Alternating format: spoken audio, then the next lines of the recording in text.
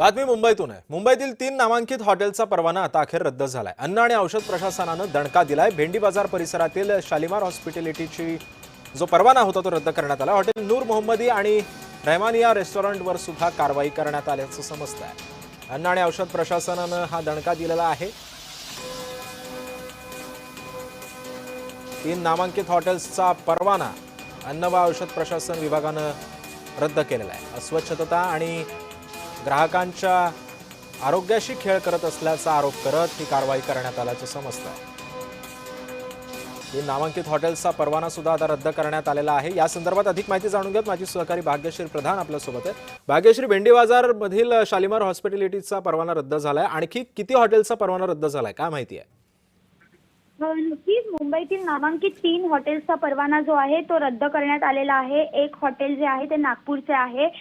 एकूण आज दिवसभरात जर बघितलं तर 4 हॉटेलचे परवाने जे आहेत ते तुकाराम मुंडे यांनी रद्द केलेले पाहायला मिळत आहेत। भेंडी बाजारातील शालिमार हॉस्पिटॅलिटीला आधीच नोटीस देखील बजावलेली होती आणि नोटीस बजावून देखील त्यांच्यात काही सुधारणा झालेली नाही। त्याच्यानंतर जेव्हा पुन्हा पडताळणी करण्यासाठी एफडीएची टीम गेली त्यावेळी जवळपास 25 त्रुटी ज्या आहेत त्या आढळलेल्या पाहायला मिळाल्या। त्यानंतर जर आपण बघितलं तर दुसरं हॉटेल नूर मोहम्मदी हॉटेल आहे जे भेंडी बाजार येथील आहे। त्याचबरोबर आणखी तिसरं हॉटेल आहे ते रहमानिया रेस्टॉरंट आहे उमरखाडी मधलं। आणि चौथी कारवाई आहे ती अमरावती दरबार शेगाव नाका इथे झालेली पाहायला मिळते।